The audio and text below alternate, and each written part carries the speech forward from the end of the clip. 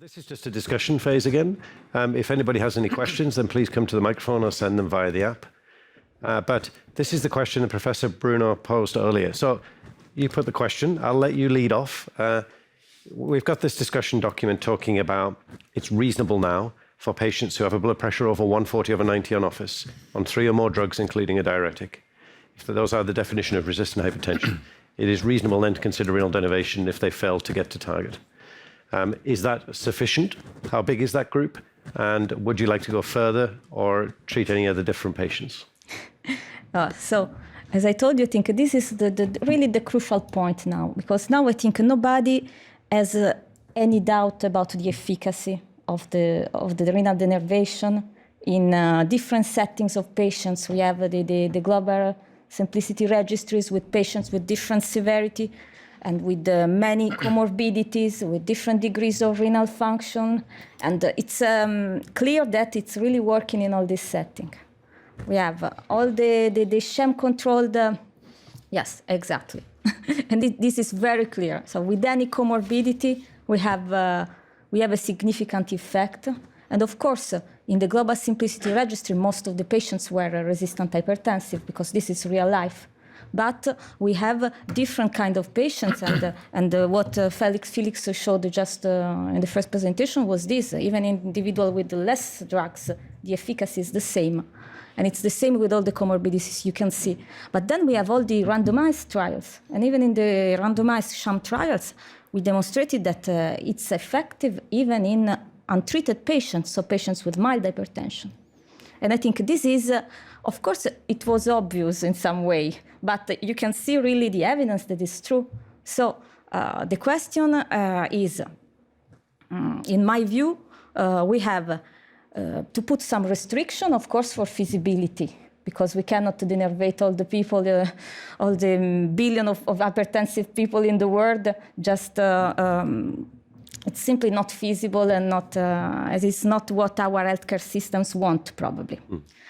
But we have to consider that it's a real possibility. And I think even cases like the extreme case that Flavio proposed just now, of the young lady, we have to consider that it's true that even in the young, a large percentage of young hypertensives are essential hypertensives. Because we are taught we have to look for secondary hypertension in all the young people with hypertension. But then the pediatric case series, even under 18 years old, half of the hypertensive people is essential. Yeah. So it's really important to have tools that can help us in different conditions. Of course, this was an extreme case, but it's true that it's something that we should really discuss case by case and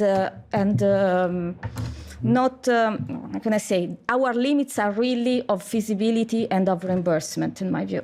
Yeah, I mean, that case that you showed had been through 2 professorial hypertension units in different parts of the country, right? They'd had every test known to man. So that's an unusual case. But we are faced with legions of patients who have blood pressures 150, 160 on 2 drugs.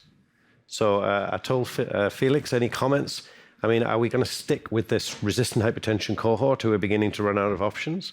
Or do we look to expand the cohort? What are your thoughts? Okay, I mean, from a very practical perspective, when you see a patient, RDN should be part of our software.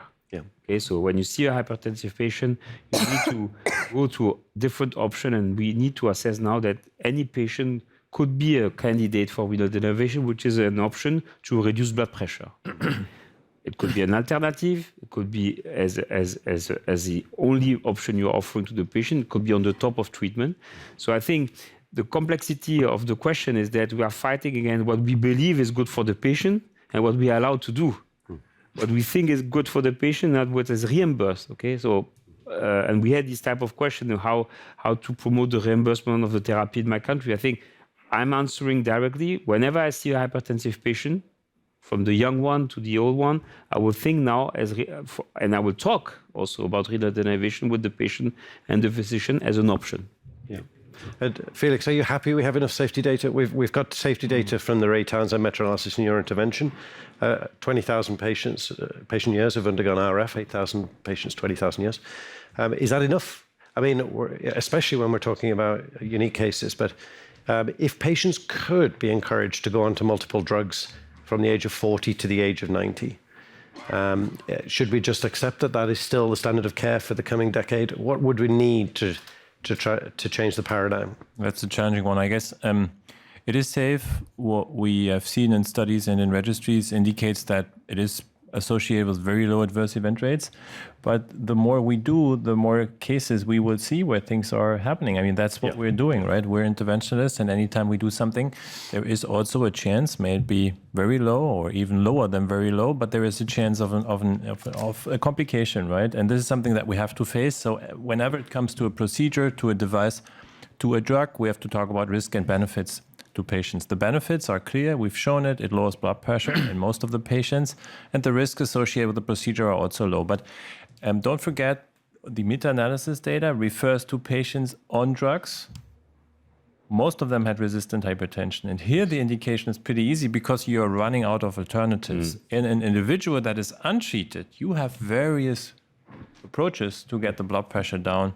Lifestyle modification, antihypertensive drugs. So I think it's easier to stick to patients where one of those failed, or patients who express a strong preference to be treated with an alternative approach, such as a device. That's why I think the document we all contributed to, the ASC EuroPCR clinical consensus statement, I think puts it together well.